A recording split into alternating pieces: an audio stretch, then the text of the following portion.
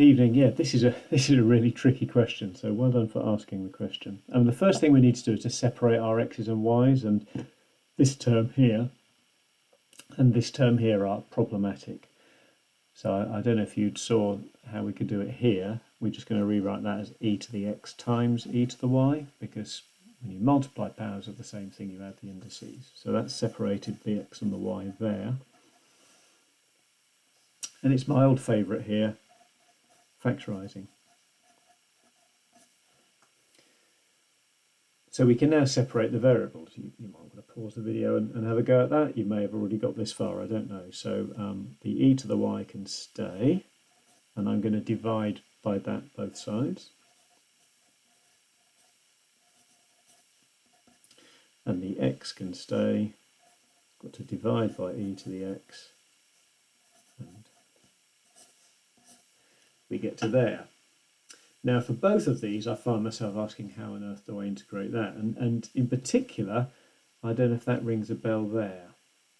If I differentiate the log of 2 plus e to the y with respect to y, if I differentiate it, I know I'm going to get 1 over 2 plus e to the y multiplied by what you get when you differentiate that, which is e to the y, which is exactly what we've got there. So what it means is that this side integrates to that, and that's such a subtle thing to spot.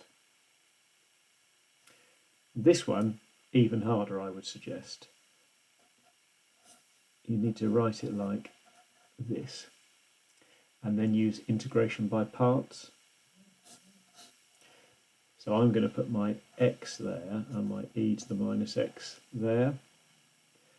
That differentiates to give me 1. This integrates, well, e to the minus x will stay as e to the minus x divided by what you get when you differentiate the power, which is minus 1, so it's going to become that.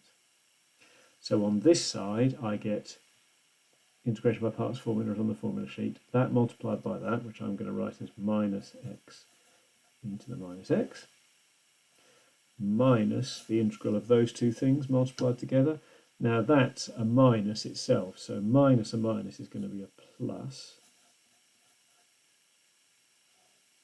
And that, sorry, I've lost my dx there, should have been there, and that should have been dx, and it doesn't really make any difference to the answer. And when you integrate e to the minus x, well, we've already done it up here.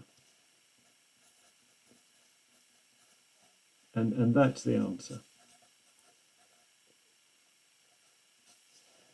And that's a really nasty integration. But yeah, I don't know at what point you got caught up. That's a really good trick to remember. That's a really good trick to remember. And then, you know, I mean, maybe that's something that we haven't covered in class, but that's a good trick, isn't it?